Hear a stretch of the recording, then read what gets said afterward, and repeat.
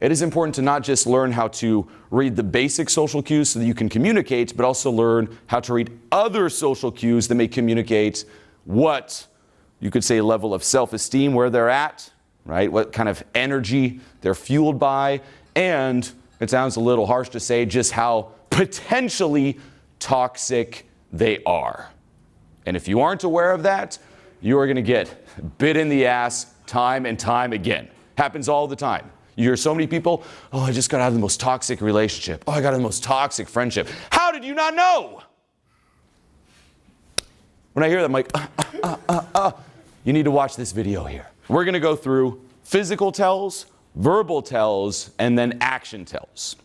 Physical tell, the most obvious one, and this is something that I ask myself when I meet anyone, all of you right now, if I'm looking at you, first thing that goes through my mind is, are they emanating life? Key.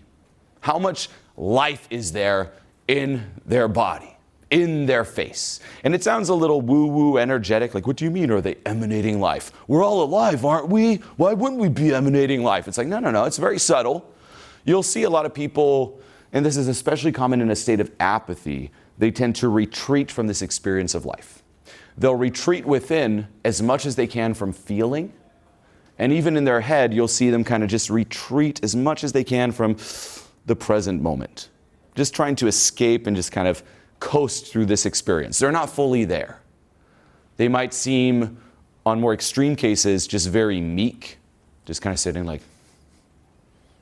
Or in other cases, and these can tend to be a little bit more dangerous cases, a bit more intense.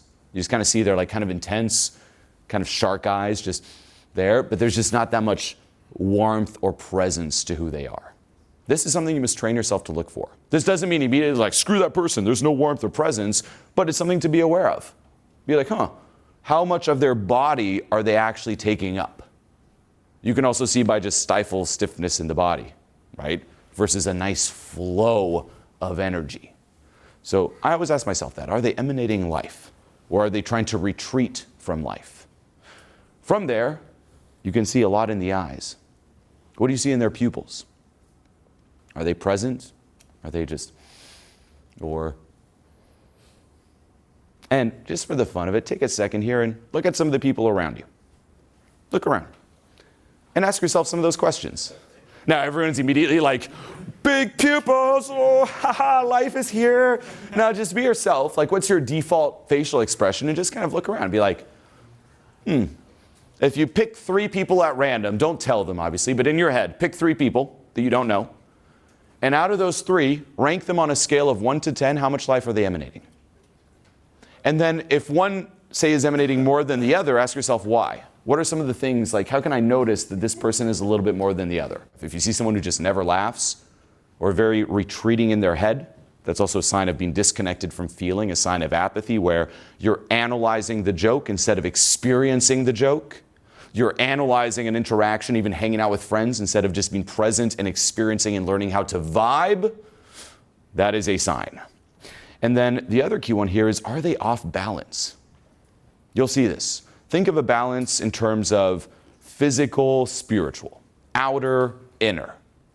People who are only in the physical are people who are just run by, you could say, material things. It's all about accomplishing this, getting money, getting success, getting food, et cetera, et cetera. It's all physical, physical, physical, right? But then there's also people who are only in the spiritual. And those are people who are a little too, like physical is just very heavy, and too spiritual is a little too, oh, yes, you know, I did my little ayahuasca in the park, and I realized we're all one, and, you know, your money is my money, and just like totally, and you're just like, something's a little off, right? It's like, okay, they're not fully there. They're off balance. Versus 1 foot in each. Sure, outer, grounded, but not all that and not too floating off. It's a good grounded balance, okay? Those, in terms of just the general energy, I'm always looking at when I talk to anyone in terms of the physical tells. But it doesn't stop there, okay? Building on it, verbal tells. Key question there is, when do they light up? At what topics? Do they light up when they hear good news or when they hear bad news? And that's this for they, but also you. Do they light up when it's gossip? You'll see a lot of people like that. You could say amazing news, and they're like, that's great, that's great. And then you share some gossip, and you're like, oh, really? Have you heard about Amber Turd? Really? And everyone's all talking about the new latest tea or gossip, and this is like, oh, they light up, right? Or you'll see people who, this is a very subtle one, it's called triangulation. A lot of people try to bond like this. It's very toxic. It can be very appealing because it hits on the gossip, but it's very toxic where, let's just say, we all know each other. If, say, I'm only talking to you, the way I'm going to try to bond with you is by dissing him. I'm like, oh, did you see what he said the other day? What a dumb loser, this guy. Then, say I'm just with you, I'm like, you know, I told him about this other thing, and he was doing this, and da-da-da, and then you're probably doing it to each other about me. It's you bond with one, putting the third one down. You all have friends like that. Anytime they talk to you, they're always talking about someone that you know in common and shit-talking them. And it's a form of bonding, because guess what? Now it's us bonding versus him. Or us bonding versus him. And it hits on gossip. But this is very toxic, and it also kills trust. Because guess what? If that person does it about, say, their friend, what are you thinking deep down inside? Although it's tempting, like, let me bite into this gossip cookie, like that. They're also thinking, well, they're probably going to say that about me. Really quick. Right? No. Another one, too, is only thinking about me, versus having larger awareness. It's great. You led right into my point. I could have planted you as an actor just right there, right for the bit. I'm like, thank you. Right? Where even if you're talking to them, are they actually listening to you? Or are they just in their head saying, when is it my turn to talk? How does this relate to me? When can I say my point? Me, beep,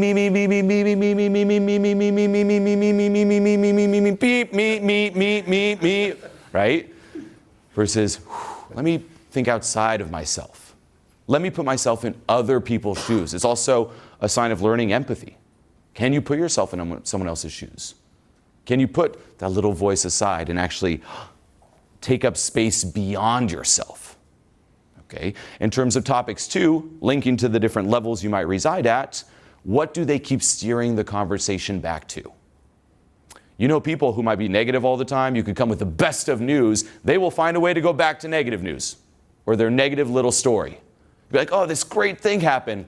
Oh, that's cool. But, you'll see a lot of people who are also really hooked on their victim story, just keep steering it back to that.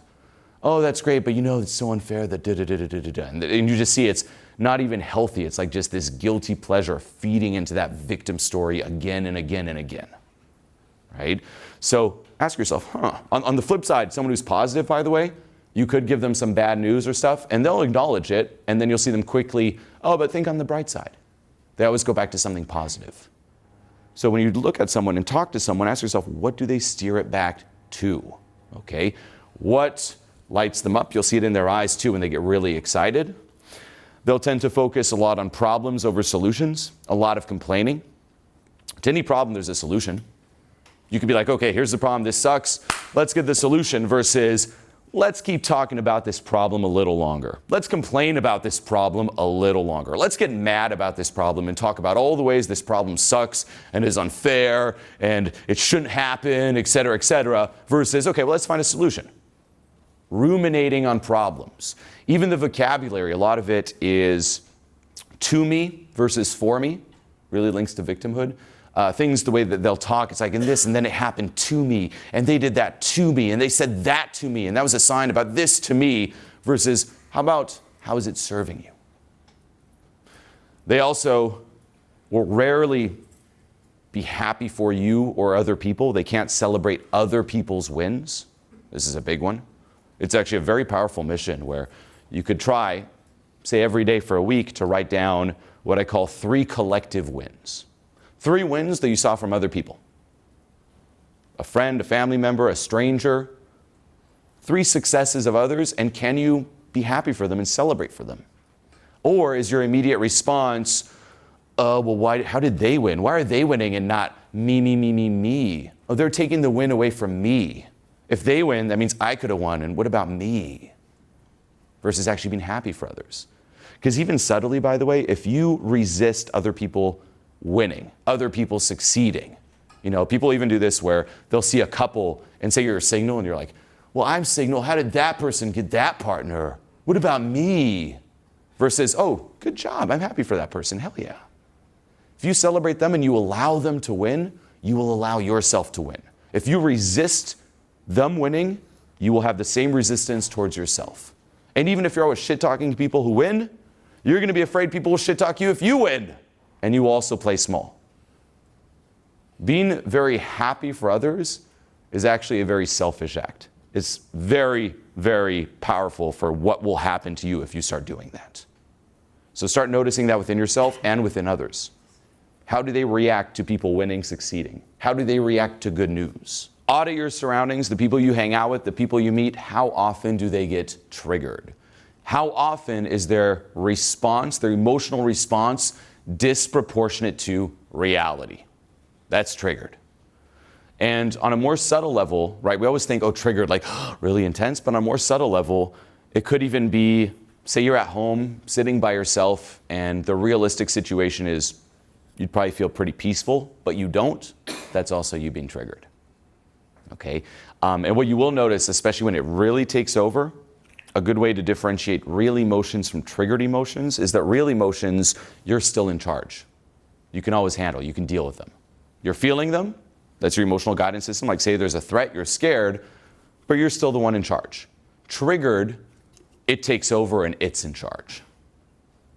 And then it's really scary too. If you think of this idea of triggered and how subtle it is, and then how we live in reaction to being triggered, and then if you think of your whole life's plan, how so much of it is living in a reaction, it's insane. I'm sure you've heard the saying, right? If you don't have a plan for yourself, someone else has a plan for you. And we always think another person. We think the government, right? No, you want to know who has a plan for you? Past trauma. It's had a plan for you for many, many years. So if someone's very triggered, that's not good. Doesn't mean they're a bad person, but it means, ooh, signs of possible toxicity, not just them, but if they act on the trigger or it takes over, then you're no longer dealing with the person, you're dealing with that triggered energy. Okay? You'll see this also in different arguments, which is crazy. A lot of if you hear anger, right? Anger is very healthy as an emotion. As we talked about, it indicates when a boundary has been crossed. Having arguments and disagreements with people is also very healthy. You want to have good friendships, you want to have good relationships, you better learn how to have disagreements, you better learn how to argue. However, when we hear this, anger, arguments, disagreements, you probably reflect on your past, and what do you see? You see two people yelling at each other.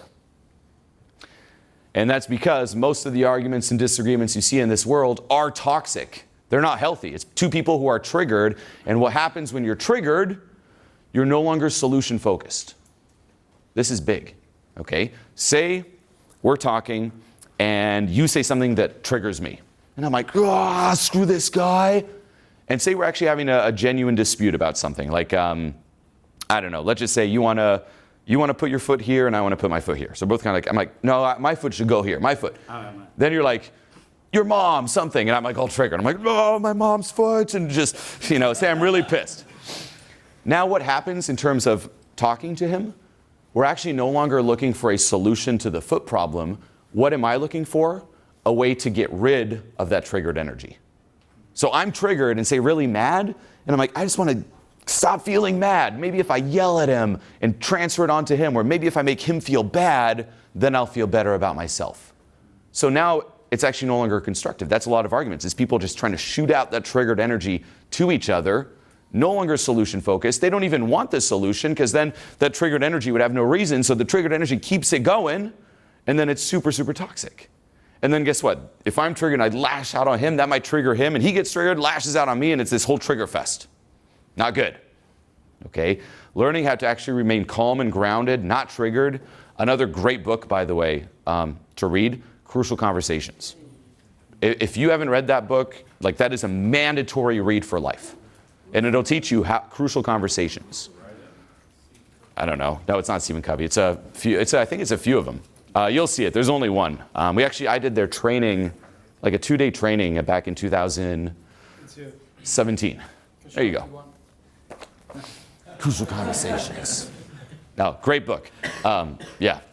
Masterpiece, I'd reread that. And it'll show you how to actually have constructive arguments. You also see a lot of relationships suffer because they haven't learned how to argue. You also see people who tend to be very toxic will only focus on stories, right? The classic example is, say you have a job and say it's Friday and I'm your boss. And you finish the job and I'm like, hey, it's very important. I need to talk to you Monday morning. We don't have time for it now. Come see me first thing Monday morning. Have a good weekend. What's going to be your weekend? What does he want to talk to me about? Oh, and what's your mind going to do? Create all the stories. Am I going to get fired? Is it something that I did? Wait a minute, let me check. Did I do all my work right? What could it be? You might ask your friends and you're going to freak out. And then maybe Monday morning you show up. I'm like, hey, I just want to say you do a really good job, man. Here's a promotion.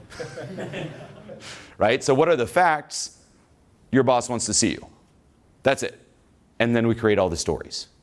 In your life, very important, especially with disagreements, we project onto the other person. That's what they're thinking. That's why they said that. That's why he wants to put his foot here because of my mom and blah, blah, blah, versus, oh no, I just wanted to because I have a problem with my knee.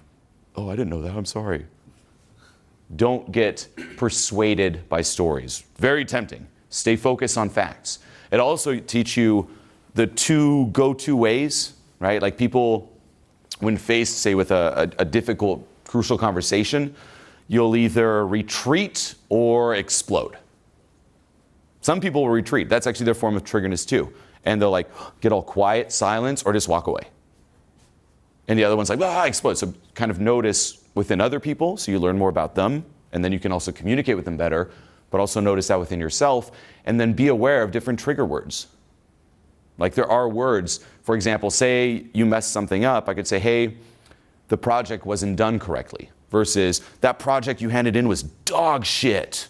Like that's a very charged word, right? It's also very vague. There's a lot of emotionality in it. So how to avoid that? The less triggered you are having an argument or disagreement, the healthier it is. And it's a balance. It's doing the work yourself so you don't get triggered, but also being very calibrated to the other and noticing when they are, when they aren't, and how to navigate that. But then overall, if you had to project their lives in the future, is it on an upward trajectory or downward? If it's downward, be very careful, unless yours is also downward, which is not good either. Right? And again, it's sad to see if they are. This doesn't mean never hang out with them, but now it's like you know who you're dealing with. I like to know the person, and I like to know the energy.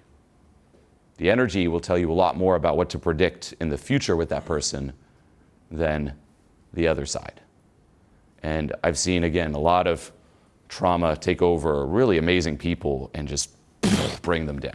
Now, that doesn't mean, like, don't start looking for perfection. Everyone has their own thing they're dealing with. But more importantly, it's this: is there the willingness to change, the willingness to work on yourself and moving up? If someone has issues, great. Are they committed to moving up? Great. If they have issues and they're moving down, or even if they seem great but you see they're moving down and those little subtle tells, be very careful. And again, show the resources, try to help, but beyond that, keep it into consideration with any decisions you make. Okay, so a much more subtle layer of social awareness and social calibration.